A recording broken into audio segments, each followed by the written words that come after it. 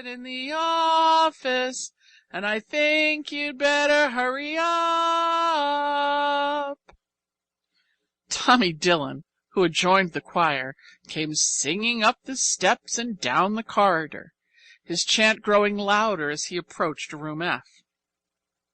Jerusha wrenched herself from the window and refaced the troubles of life. "Who wants me?" she cut into Tommy's chant with a note of sharp anxiety. "Mrs. Lippett in the office, and I think she's mad. Amen."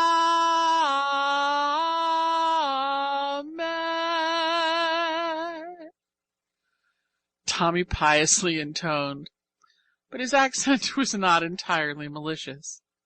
Even the most hardened little orphan felt sympathy for an erring sister who was summoned to the office to face an annoyed matron. And Tommy liked Jerusha, even if she did sometimes jerk him by the arm and nearly scrub his nose off.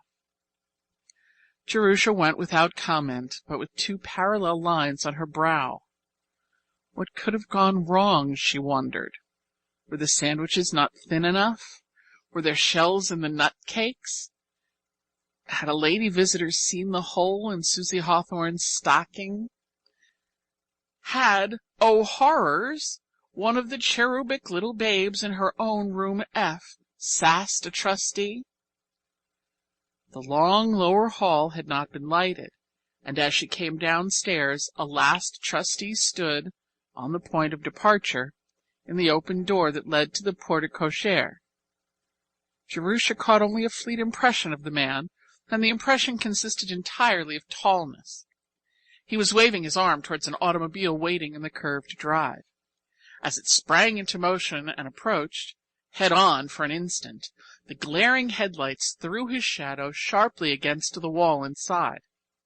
The shadow pictured grotesquely elongated legs and arms that ran along the floor and up the wall of the corridor.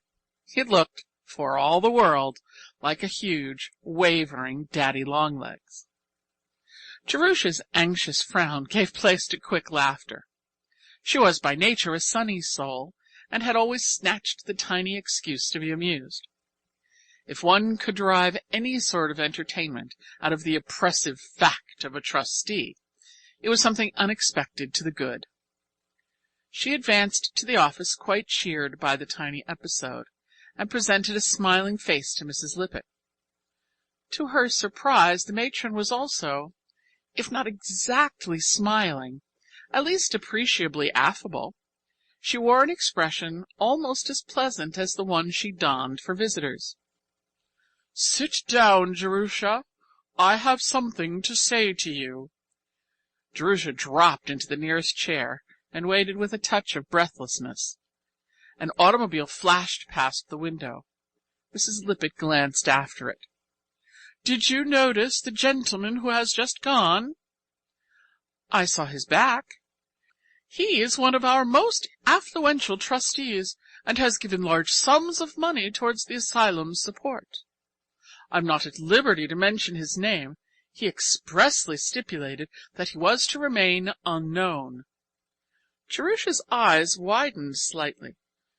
She was not accustomed to being summoned to the office to discuss the eccentricities of trustees with the matron.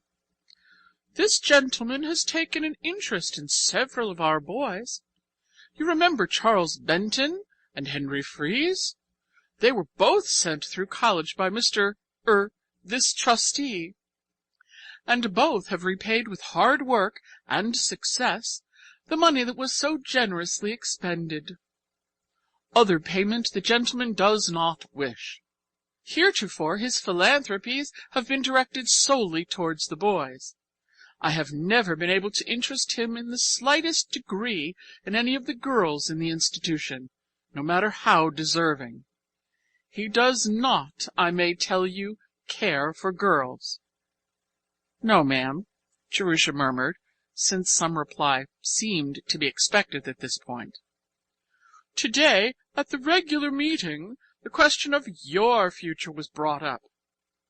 Mrs. Lippett allowed a moment of silence to fall, then resumed in a slow, placid manner, extremely trying to her hearers' suddenly